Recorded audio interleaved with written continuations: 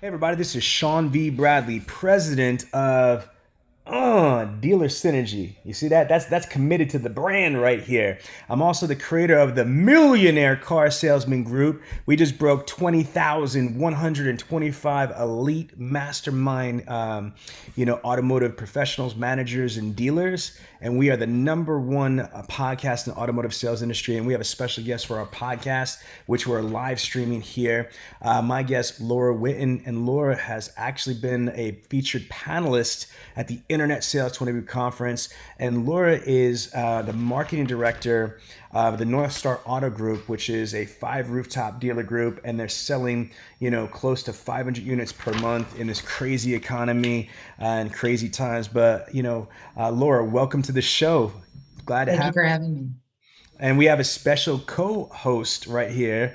My co-host with the most, right, is Beth Bartlett from AutoWeb. AutoWeb. All right. And the reason why Beth's on here is because this is how I got connected with Laura, is that this is what I love about the automotive industry, that we know, just different people that are freaking successful. And that's how we build, like if I want to know someone that's crushing internet leads or marketing, I'm gonna go to someone like Laura that has or I'm sorry, go to people like Beth that have hundreds of thousands of dealers in their network to find the absolute best person. So Laura, can you just give us a little bit about your background? How long you been in the automotive industry, and how did you come up in the industry? I'm pushing 15 years now. I came in the industry with the General Motors group that was small. Obviously, internet BEC was still in its infancy and starting to grow. And I took to a fish like a fish to water. I really loved the industry and just started learning the various positions internally, and just started to evolve. And of course, with the compliments of resources like you, being an expert in the field and getting tactical advice of how to grow, and digital dealer like we talked about before. eh, that's basically how I came up in the industry. And I was fortunate enough to meet Beth early on. She was knocking on the door of the dealership saying, I have a great opportunity, great solutions for you.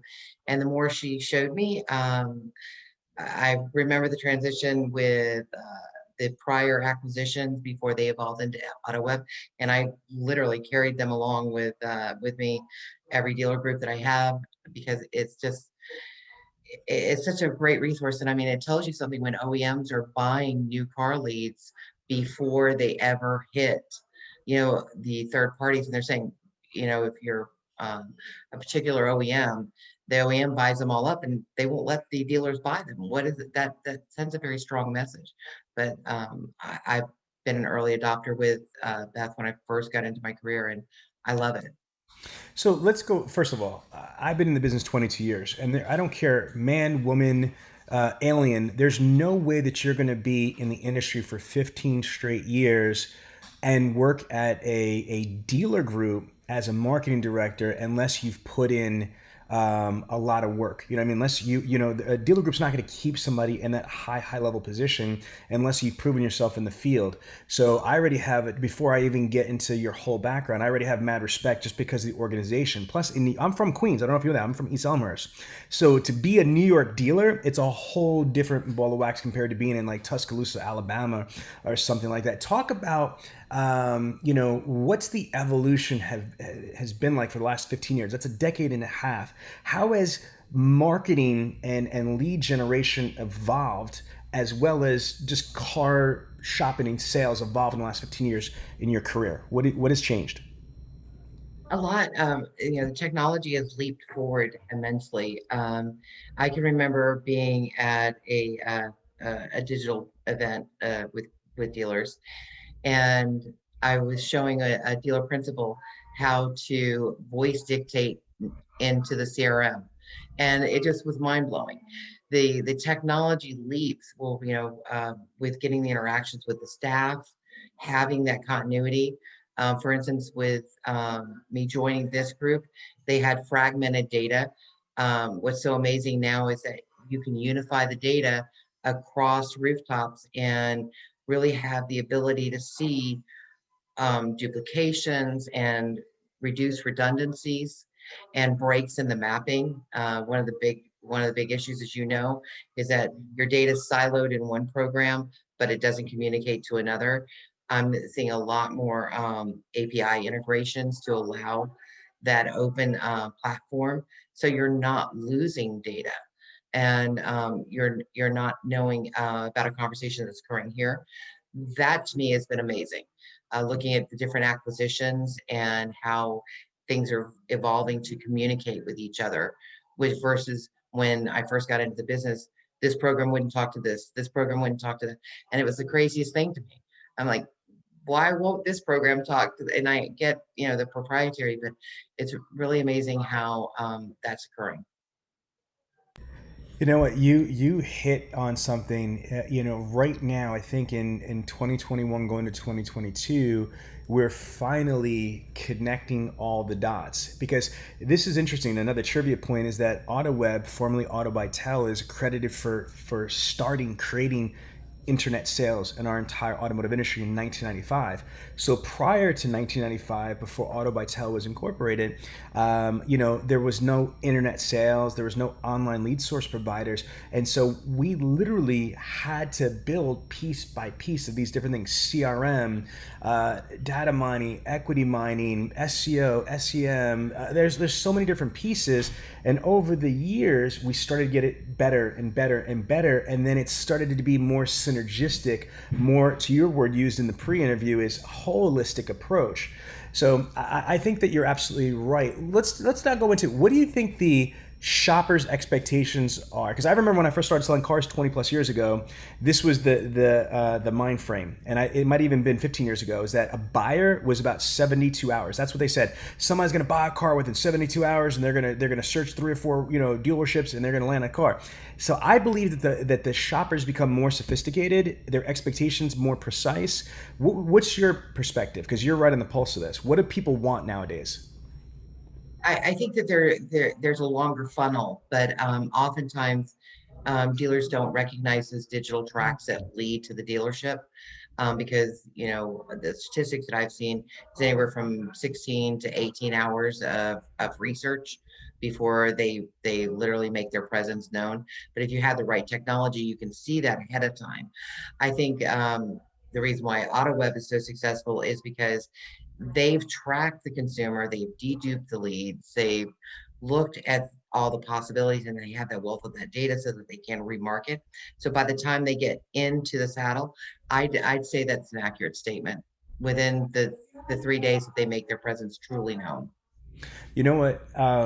It's phenomenal that you say that, because I think this is one of the big. Let's go into problems now. I think this is one of the biggest problems of our industry, is that we are not conditioned to do business the way that business needs to be done. That's with a pipeline, with a short term, mid-term, and long-term strategy for lead follow-up. And I got to tell you, I hate the fucking word lead, because it's so disrespectful. You know what I mean? Like, to me, these are opportunities, these are buyers.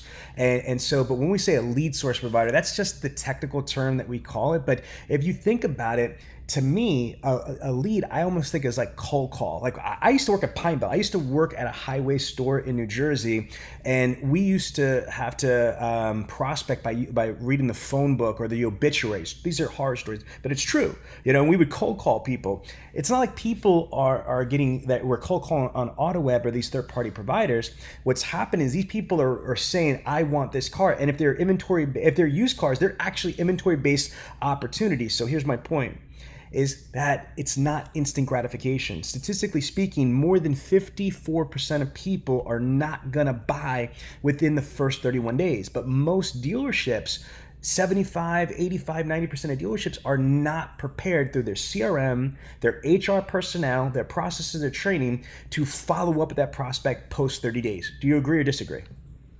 I completely agree with that. And that's one of the reasons why we've migrated our CRM into one enterprise solution with eLeads, is so that we can look. And I can remember this. A friend of mine called me a few years ago and they were struggling. And I asked them, and I confidentially, they asked me, how can I like better myself? Where we're falling short. And they mentioned they had all these leads. And one of them, of course, was AutoWeb. and at the time it was Auto Vitel. And I told him, I said, well, what are you doing to look at that cycle 2 or 3 years ago, an opportunity that say you missed those opportunities to sell them the first time? And his response was, what are you talking about? He said, go back 2 or 3 years, and if you're already farming and you're already building that data, that data mining to recapture the customers you sold, what about the opportunities that AutoWeb provided you 2 or 3 years ago? Are you looking at those missed opportunities and retouching them? And sure enough, went back, because I'm doing that. It went back and got 4 or 5 deals out of it, because we looked back and said, okay, where were our missed opportunities? Why are we not marketing them? Why are we not calling them? And that's one of the things I love, is that if you look at your opportunities and your lost opportunities, you can win. I love this. Okay, so I'm going to talk about the residual flow factor. So here's my model, and I love educating on this because most people don't get this, but I think you absolutely will. And we did talk about this, if you remember, at the Internet Sales 20 group. If you have, give me, you don't have to mention the name of the store, but give me one of the stores out of the five off the top of your head. How many leads do they get a month? Internet. Uh, right now, it's astonishing. Uh, we're running like 10,000 leads a month Oh my God. So this is perfect. 10,000 for a single point store or the for group? a single point store. Holy shit! I have one of the Coons stores that it's a huge Toyota dealership, on the top in the country, and they get I think it's like 8,000 leads a month. But I think that you just topped, for a single point store, one of the highest volumes. So let's play this out at 10. And now the way that you calculate, the way that Sean Bradley calculates projection and forecasting, so people get a peek into my formula, is there's two different ways you do projected forecasting. One is based by lead potential. Okay, so so there is no finite number. There's a couple things that you're going to do that I'm going to share with you, and then that's going to give you your number or range. First thing is lead potential. That doesn't mean the number I'm going to give you doesn't mean it's realistic, because you might not have the inventory that could sustain that number, or B, you don't have the right amount of personnel to be able to handle that volume of leads, to be able to mine those opportunities, convert to appointments to sales. So the first part of the formula is, and this is a rhetorical question, so I'm going to answer it. What should 10,000 leads generate? Well, first of all, here's the trick question. In my opinion, a bare 10%, okay, which would be 1,000 cars. This is insane. This is insane. So, and that is if we got 10,000 leads from June 1st to the end of June, in my professional opinion, not including if you have the inventory to sustain this, or you have enough bodies to really handle 10,000 leads, just on the numerical value of 10,000 leads, 10% equals 1,000 cars, right? So now here's the crazy part though. Let's just say that we did that. Let's just say that we sold 1,000 cars. Holy shit, you're in the 0.00001% of the world at internet sales. Here's the conundrum, is that we didn't start June with zero. Because on new cars, it's up to a 90-day buying cycle. So my estimation is this: on June 1st, if you as a high-level marketing director went into eLead or CDK or whichever tool, and you did a report that simply said to your CRM, to eLeads, how many internet leads do I have today, June 1st, 2021, that are 90 days or less? My number, I will guarantee you, it's probably going to be at least like 13,000. It's probably more than that, but I'm trying to be conservative. So here's my math. If you start June 1st with 13,000 active leads that are 90 days or less, then in the month of June, if you get 10,000 fresh leads, you now are looking at, holy crap, 23,000 opportunities. 23,000 opportunities. And so this is what I love to do, is I love math. Because math, numbers lie, but math doesn't lie. So the question is, if you had zero fresh leads, here's the crazy part, right? Laura, if you had zero fresh leads in the entire month of June, but you started with 13,000 leads that are 90 days or less, are you going to sell zero cars? Hell no. At 13,000 leads, do the math. 13,000, watch this, is fun, times 0.05, at a 5% closing ratio, only 5%, you're looking at 650 cars. right? If you're looking at 2.5%, that's still 325 cars. But if you're looking at 10%, that's 1,300 units. So now what we got to go through is in the month of June, if you have 10,000 fresh, 13,000, and it's probably way more than that, but 13,000 minimum carryover, you have 23,000 opportunities. Now, how many deals can we sell theoretically? Well, if we did 10% of the fresh, I'm sorry, 10% of the fresh, which is 1,000, and we did just a modest 5% of the carryover, that means that you would sell 1,650 units that month. So your lead volume, that is the right answer. That's not that there's no bullshit, there's no hypotheticals. That's the formula right there. I guarantee you, you are approximately a 1,650 unit department based on your lead volume. So now the problem is this: to handle 23,000 leads the right way, there's the conundrum. You cannot have 23,000 leads and then try to send phone calls, emails, text messages, video walkarounds, bombs, all of this shit that you have, and expect to be able to handle those leads accordingly. So either A, this is the problem. Either A, you have way too many leads and not enough people, so you either got to cut back the leads or acknowledge you're going to burn through ups. So far, have I spoken any lies, or do you agree with what I'm saying so far? I absolutely agree with what you're saying. That we literally just hired 14 additional BDC staff and expanding the BDC department. And we're also adding some more AI technology to cultivate the opportunities. But you're absolutely right, sir. Listen to me. I want to tell you something too. You should talk to your dealers about this. You know what dealers are doing because labor is getting really expensive here. I've got a dealership that now is a dealer group in Philadelphia, and so they're an American company, but they have 45 BDC reps in Dominican Republic that speak perfect English and have master's degrees and all sorts of stuff.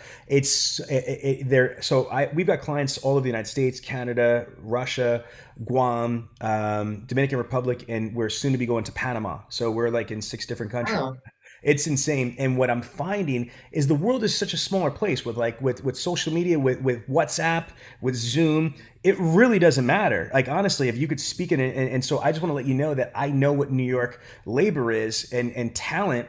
You know, one thing that you might want to consider at your guys' level. How many total BDC reps you have? If you just hired 14 more, what's your total that you have for the 5 stores? right now we're up to 15. We're up to 15. We had to do transition, after COVID. And with these updates that we've employed, some people haven't made the turn.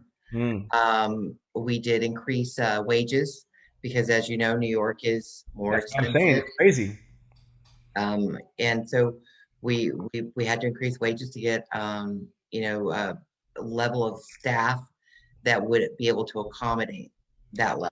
But if I now I don't know if all the stores are equal, but if one of your stores is 10,000 fresh leads a month, 5 stores, are you hitting over 30 or 40,000 fresh leads a month? No, that was our total. So let me clarify that.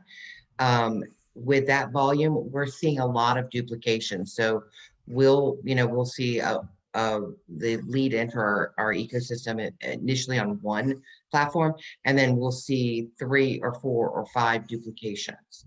So on average, we're seeing a 2 duplication. So if we get something from, one lead source, and we may see 1 or 2 duplicates. So in totality, it looks like 10,000 leads, but it is literally sometimes it's a duplication, or we'll get a husband and wife. So that's what I'm saying. The total sort is 10,000. Okay. Well, so here's what's crazy about this, right? Is that you just hit on another thing that I'm glad that we're talking about is that time is the most precious commodity in any performance based environment, especially with our industry, which is a month to month industry.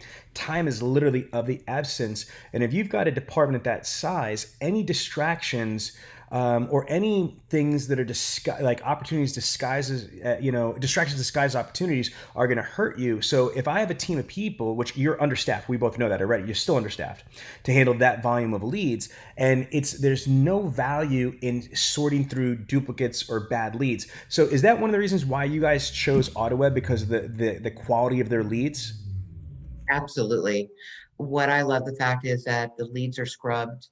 Working with Beth Bartlett, my rep, immediately when I got to the group, I called her up and said, "Hey, let's get started on this." They scrub the leads. If there is something that's looks like it's out of sorts, it's not closing at a proper rate, they'll go back and they'll survey the leads and find out, is it a lack of training on my on our side, or is it that we just there's some sort of kink in the system for a lead source. But I love the fact that they will underage return leads. You get credit. So if there's an underage buyer or somebody that's just not in the market, bad information. I love the fact that they scrub them and they revet them to make sure that you're getting what you paid for as a dealer. And also looking at opportunities within your market. While it seems great that some people just slap down a radius and they say, okay, you're going to get everything in a 50-mile radius. With AutoWeb, we can really hone in and say, these zip codes work for us, but these don't. While they look like they would work based on proximity, AutoWeb can really hone in and target on the areas that do work for you. Maybe there's a bridge encumbering, hello, New York. Maybe there's a bridge encumbering you getting there, as far as routing, or, even Florida, where we just opened another location. So, or a swamp land, you need to be able to target those. And that's one of the things I love about AutoWeb is that they're constantly looking. If you're getting close to budget, they'll call you and say, hey, look, you're close to budget. What do you want to refocus? You can focus on model type, specific model types. So for instance, we took in 30 EVs from Kia for our North Star location. And we were able to properly target the model types with AutoWeb. And your closing ratio is, I have it here, is up to 13% for a third party provider. That's pretty freaking strong. Yeah, when you dedupe everything, we're on the move. We're getting there. And there was, obviously with some reemerging on this, there was some drop in closing, and then not being properly staffed, and not utilizing the tools that are available to us. The full functionality of our CRM and our vendors. And now with getting that more engaging and ensuring that training is done, a lot of people miss the training opportunities. AutoWeb will set you up with training if your staff is struggling, to make sure that there's accountability, and they're just not gonna let you flounder. That's what you want in a vendor partner. You want somebody that's going to support you, not just sling leads and be, there just to sell you and then disappear. So I love it. Let's now talk about your lead handling, okay? Because COVID, I like to say it's like the Avenger blip from the Avenger Endgame. There's an Avenger blip on planet Earth. It's the craziest thing to just see the whole world just take a blip. Now, the way that people are shopping and buying cars is different. So I'm dying to ask you. So walk me through this. So Beth, are you there? Is Beth still on here? I am here. All right, I want you to role play if you can Okay. for me, right? So Beth is a prospect. Now, which franchise do you that you feel comfortable? I want you to pick a car. So Beth's looking for a 2021. What car, Laura? Nero, Nero? yeah, Near. Okay. Nero EV. Okay, perfect. So, and the lead source is autoweb.com. So I want you to please demonstrate, and no pressure. There's 100 something thousand people are going to watch this, right? No pressure. So I'm kidding. So just it's just us three. No big deal. It's just seriously, let's just pretend. Don't tell me what you're going to do. Just let's say you got the lead, okay, and you're making that first call back, and you're lucky. Magically, she answers the phone. I want to hear how you respond. Again, here's the thing. Just go right into role play. Don't tell me what you're going to say. Just role play best. So go ring, ring, ring, and you're going to answer the phone. Good afternoon. Thank you for calling North Star Kia. This is Laura. How may I be of service? Hey, Laura, this is Beth Bartlett. I'm interested in a 2021 Nero, and I was calling to see what you have available and how much it is. And if it's there, that's the biggest problem I'm running to. Is it there, and how much is it? You called at a fantastic time. We just received 30 new models in inventory. I would love to set up a time for you to come down and see the vehicle. Oftentimes, what you think you want It's always maybe different than what you actually want to purchase. We have them with various trim levels.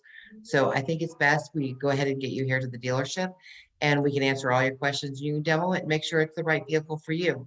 Would this afternoon work or this evening work? This evening's probably better for me. Okay, Fantastic. so let me jump in. Okay, so right now you're making it simple. So do you find that the conversations with the BDC reps or the sales team and these internet prospects, do you think that they're more concise, more specific than what they used to be? I do, and I think that the thing to teach the sales reps is and the BDC agents is that a person's presence in the dealership is always important. Of course, we have the road of sale. The road to sale has changed with the invention of the streamlined shop click drive with General Motors. The various vendors that are allowing people to shop from home and deliver to home, but I do think that most people still want to make that purchase in-house and just keep it simple on the phone, bring them to the dealership, and then show them the options that are available. I love it. What do you find? And I already know the answer because of the situation, but I want to hear you say it. What do you find is the biggest challenges that your agents face when they're speaking to internet prospects right now? I think there is still some concern, about how we handle appointments only. We only set appointments for our dealerships at this time, so you've got to have appointments. Um, Credit concerns. They want answers and Wait a minute, let's do one at a assurances. time. Let's do it at a time. So, how do you handle the appointment only situation? We just let them know that, based on, our procedures to ensure the safety and health of everyone at the dealership and our process, we do require appointments only, which appointment time would work best for them. And it's just that we can make sure that we have adequate staff on hand. Obviously, if we need to beef up staff, for a location, if we've got we don't we we've got people on hand to assist and welcome them into the dealership and a safe environment. And I think that if you articulate that the right way, people could understand COVID protocols and certain like that. So I don't think that that's difficult, but I'm glad to hear you say that because I could see how that might be a question. But I'm dying to hear how you handle credit. So obviously, more than 50% of the United States has less than perfect credit. Between the whole pandemic, job displacement, divorce, bad investments, or even investments that just went bad because of the pandemic. I mean, there's a lot of various reasons that good thing bad things happen to good people. So how do you guys handle the credit situation on the phone? So let's say if I had bad credit and I called you up and it's like I know what people are going to say. They're going to say something like, look, I don't want to come in unless I could get approved, and then things like that, or what's my rate going to be? Are you sure you can get me approved? I'm thinking those are the type of things that you're getting. Is that correct? That is correct. So how do you guys handle that?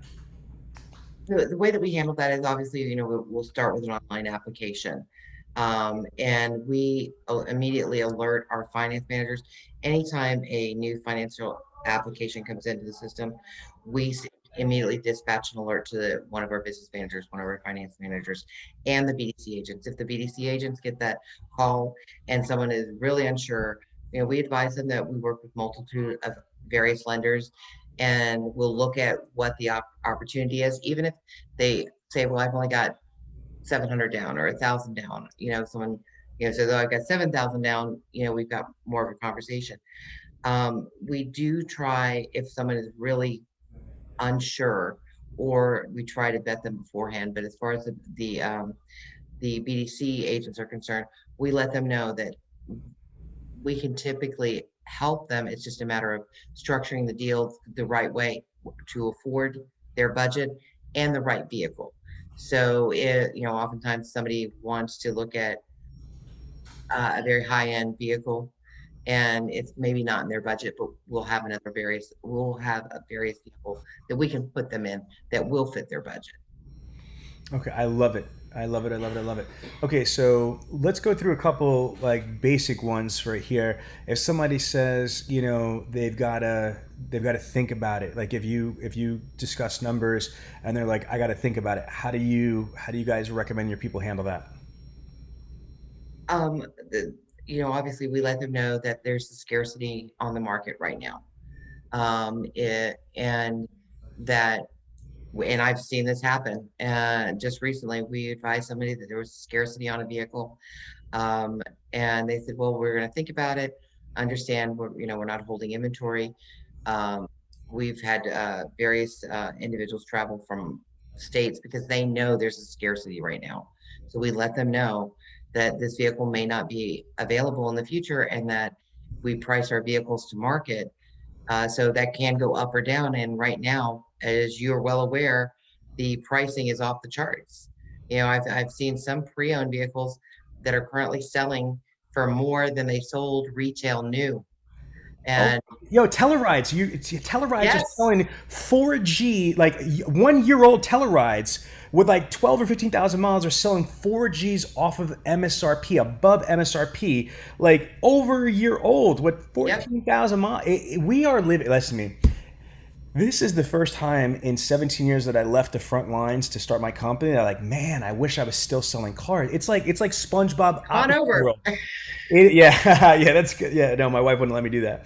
But no, but I mean, like my nephew is 20 years old. I don't know if you saw. He went from making $12 an hour to making $12,000 in a month selling cars, not at Honda or BMW, at freaking Buick GMC, at Patriot Buick GMC, making $12,000 a month at 20 years old because it's all the gross. And I'm going to tell you, this is one of the best times if you're good at sales because you could articulate, like you said, you could create urgency, like real urgency, not fake urgency, but you could create real urgency, you could create real excitement, and you could be just very sincere and build massive value and say, look, you could think about it, but we are taking non-refundable deposits right now because we've had people that want to think about it. And again, look, it might sound like it's a thing, but call anybody. There's a chip shortage. There's an inventory shortage. Used cars are selling more than new cars. I mean, it's crazy world out there right now. You really should. I'm here to help you, but I want to just give you the advice.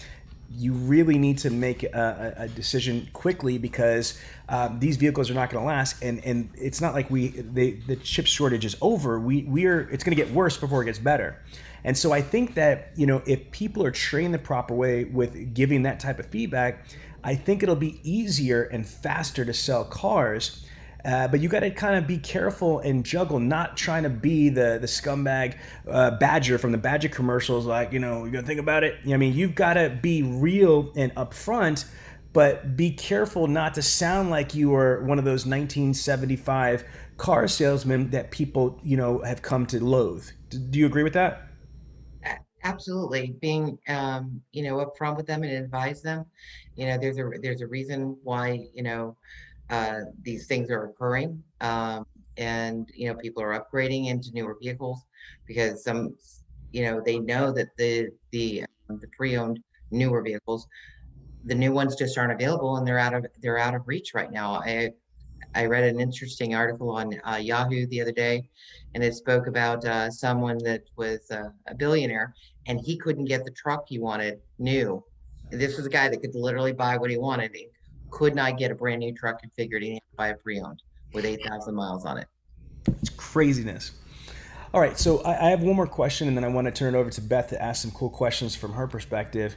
But like communications, here's what I believe: most salespeople and most internet BDCs, I don't think do a good job with following up. Period. But they traditionally follow up with email, phone call, and text messages. But very few do video emails and video text messages consistently. I don't give a shit if you do it once or twice, but I mean, like, part of your standard operating procedure that's mapped out in your CRM process protocol. But then even fewer use social media DMs, and your two CRM, CDK and eLeads, is not conducive to social media DMs compared to Vin Solutions and Drive Centric that have Facebook integration with Facebook messaging in there, and then Apple FaceTime. So here's the question: Most dealers do a piss poor job with follow up diversification. You know, they usually do email, phone call, text message. I believe it should be email, phone call, text message, and video email, video text message, social media DM on LinkedIn, Instagram, WhatsApp, and Apple FaceTimes. So my question is, and not spot, but does your organization diversify all those ways without exception, without fail, or you're trying to get there? We're trying to get there. I respect. We're absolutely trying to get there. We use for texting, we'll use Jacoby. I don't know if you're familiar with that system, but we've used them. They have a lot of good uh, stuff. So we we are trying to get there. We're close, but no cigar yet. Okay, no, but the good thing is that that's Kaizen. The Kaizen is the art of continuous improvement. If you want 100% change, it's difficult or crazy to try to find one thing to change 100%. You find 100 things to change 1%, which equals 100% change. So the fact that it is on your radar and it's something that you're working towards, that as a consultant, I'm happy to hear that. That's really awesome. All right, so Beth, where's my co-host, man? Like, again, I, like I'm here I feel like enjoying it. yeah, but I love co-hosting with you and tag teaming because you've got such insight. What questions am I missing that would be of value to our audience? What can we learn? Because she's so talented and so successful. I think we got some good questions, but I want to toss it to you to try to get some other good questions. Yeah, I have two questions. Well, the first one, how do you, and we talk about this a lot on our call, Sean's on Friday, but how do you set your CRM up for success for handling leads? I'd like to hear kind of just with e-leads, everybody has different, obviously, CRM. So how do you personally, Laura, and I know you're a CRM guru, so how do you set up your CRM to successfully handle leads? Um, it's based on literally to tumble to the interaction of the consumer. So if someone is going to hit a tripwire, so to speak, that they're more engaged, then we're going to be more progressive to that. So if there's additional follow-up, looking at the count to set those up, also radius, if they're close, we're going to pursue them in a different way locally. And also then follow up after the sale, like what Sean and I just spoken to. What I find is there's a wealth of opportunity in leads that I've purchased from you in the past 2 or 3 years back that we may have missed those opportunities, and going back and looking at those, not just looking at the sold to retain opportunities, but looking at the missed opportunities that we missed, at the rooftop, or may have missed at another rooftop, and looking at those. So I look at foraging long term, not just dropping off after 180 days, poof, gone. Look at what the cycle is and say, okay, look, typically 24 months, start another drip and go on. So I look immediate opportunities and regional, local engagement to spur it along. Okay. And how are you fault like, and you made a good point because so many people don't do this. And I tell Sean every Friday, this is one of my pet peeves.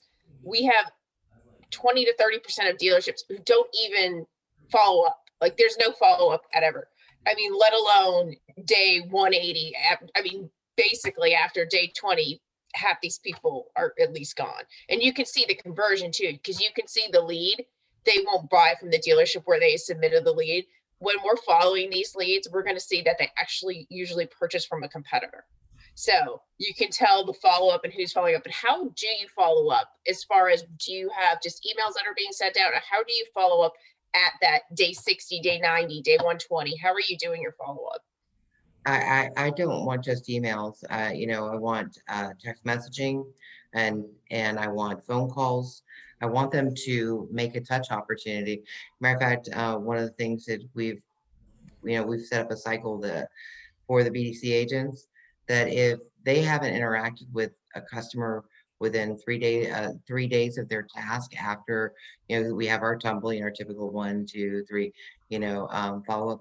But if there's an opportunity that's floating around that they're not following up on, even if it's like day 90, another BDC agent can jump in and grab that. If they've missed a task, I want another BDC agent to jump in there and grab that, because they had the opportunity, the 3-day window after that task was assigned, say 120 days ago, that they can jump in and grab it. So it's not sitting there. It's obvious, we want to make sure that our BDC agents are making money, our sales team, and we're closing opportunities. I love that. I love that because, like I said, we have, I mean, 75% of our leads usually do close within that first 20-day mark, but that leaves 25% of leads. That's 25% of sales. Are you going to leave 25% of the people who walk into your dealership and never speak to them? So, you kind of got to think of the leads as people. This is your new showroom, especially obviously the past year. This is your showroom. So I love that. What do you, if you could give some of the dealers out there a best tip for handling leads, what would be your maybe top 3 tips for the best way to handle leads? Consistency. Consistency wins, versus sprints. So you want to look at it like running a marathon.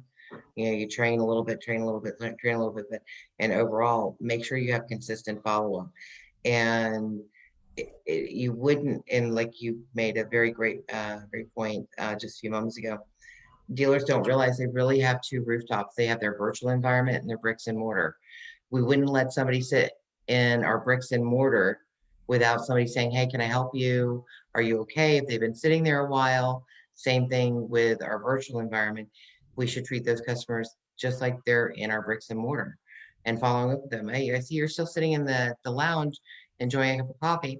Has anyone helped you? And then for some technology, you can actually see the digital tracks if they're revisiting the website, going ahead and re-engaging them. What do you say to dealers right now who are kind of struggling with inventory issues? Obviously, there's a lot of dealers. You're probably one of the better inventory wise for dealerships, but I know a lot of dealerships are struggling with the inventory. What is the best way now in relationship to leads with dealerships who are struggling with that? A lot of dealerships are like, hey, we don't need the leads. We don't want the leads because we don't have the inventory. So what, advice we have? And then we have people like we interviewed a gentleman from Miami who's still selling 1,200 cars a month, and half of them are probably on paper, but there's different, I think dealerships are handling it different ways. So what do you tell to some of the dealerships that are struggling with inventory? Well, I think that you need to not look through that, look past that. You still want to engage your customers. You still want to capture customer base. While, the reward may not be immediate, you could put them on an alert, be on the lookout type of alert to get them back in, or a similar like make and model. Would you consider, if you had a choice, 1, 2, or 3, what would be your first choice, your second choice?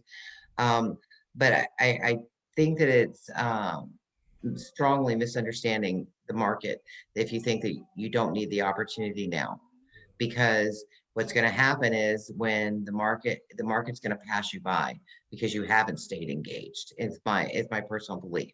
So without having leads come into your CRM to keep engaged, who's to say they're not going to find they're going to be looking at another point that doesn't have the inventory either. There are a lot of points that don't have inventory to be able to bring it to fruition. But think about it like a farmer. Can you eat what you grow within 2 days or 20 days? No. The typical cycle for growing any vegetable is 70 something days. So, look at it like you're planning a market. You're planning your market. And while, yes, there's a little bit of growing pain while you till it, you hold it, you still want to be able to have produce 70 days, 3 months down the road. All right. And I know we also say that I think the latest number is 40% of people who actually even submit a new car lead defect to a used car lead. So at least most dealerships have a decent amount of used car inventory. Obviously, it's not where they want to be, but they usually have some new used inventory. So at least with the used cars available, some of these new car leads are able to defect. And it's an opportunity. It's, every lead is an opportunity. And if you stop your leads, you stop your opportunities. So 100% agree.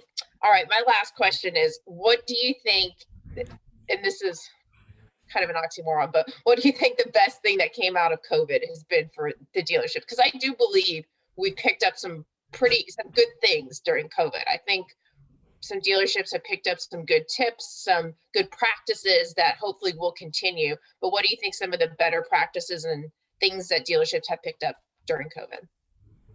It's forced them to accelerate their interactive virtually because there's so many, oh, I can't type, or I can't do conference calls. I have video chat. What's video chat?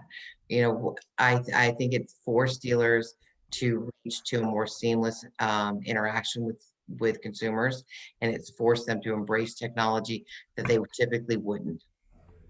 Yeah, I agree too. I think that is one of the best things is they've almost even leaned on the internet department where in passing, maybe it was just in a department, but I now realize I think they see the value of the internet department. I love some of the safety features they put in place. I love the virtual showroom improvement. I love the fact that more dealerships are, looking to actually deliver our car. They're going out of their way. I think they're more customer service centric, which I think has been an improvement too. And I hope to see some of those trends last even post COVID. Now that we're turning the corner, hopefully. Absolutely. I think it's here to stay. I think that it's only going to accelerate, and you're just going to see more people embracing that technology. So I'm super excited about it too. You know how I am. I love Yeah. technology. And thank you again, Laura, for obviously not only being one of our dealers, but for taking the time to speak with Sean and I today. Sean, are you still there? Or are you? Yeah, no, of course. I mean, I was letting you do your thing because Yep. I think you just brought so much value with the questions that you're asking. And Laura, like, first of all, we haven't talked about this at all, but much respect to be a female in the automotive industry in an executive position of a dealer group. And I want to brag on my ladies. My wife is the CEO of Dealer Synergy, which is an 8-figure, company. She was recognized by Automotive News as one of the top 100 females in North America.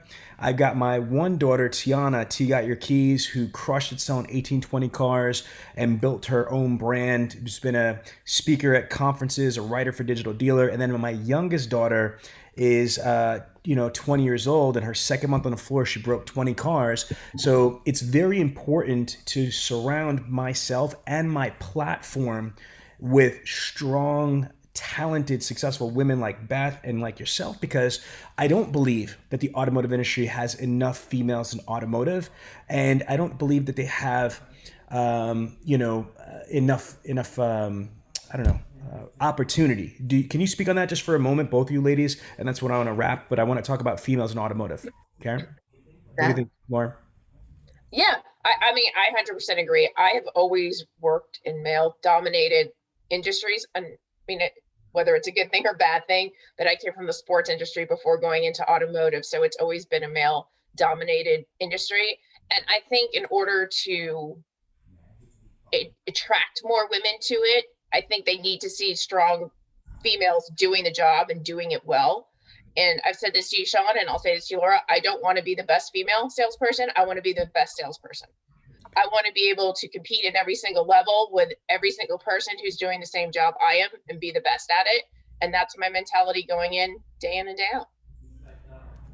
I completely agree with you, Beth. I think it needs to be the best person for the position, and it's so remarkable to me.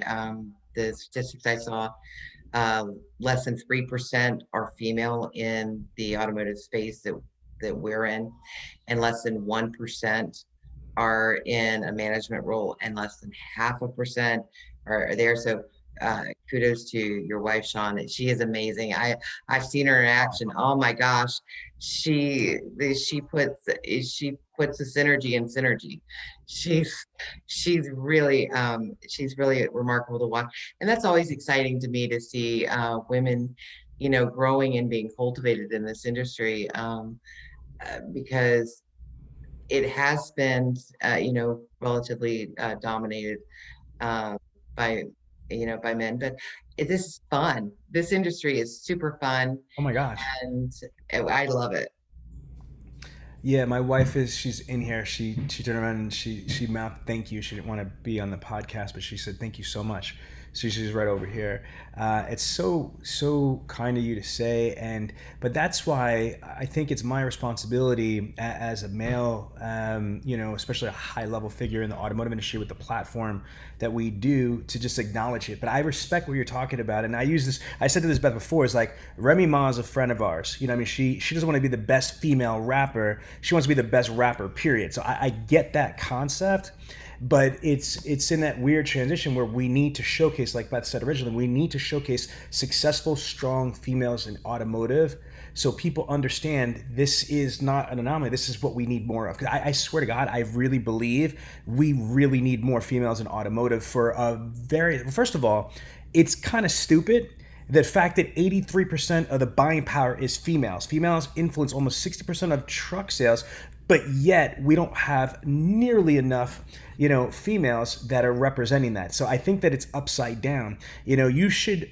mirror or at least be closer to the, your audience that you're trying to sell to. Do you guys agree with that? I agree. And I think women too, we need to stop when you work with other women in the industry, you need to bring them up. You need to you need to support them, not tear each other apart. There's no, I mean, we have enough cattiness and enough obstacles to work with within the industry that we need to bring other females up so other females join. If you're too busy tearing down other females, you're never going to get enough. You're never going to see that switch. So we have to bring each other up and help each other out. You don't always have to agree, and you always, don't want to, there's going to be differences in opinions, but there's way to have those conversations as well and to lift each other instead of tearing each other down, I think. Well, again, it's I get to meet all sorts of people in this industry in all over the United States, and as you heard, in multiple countries.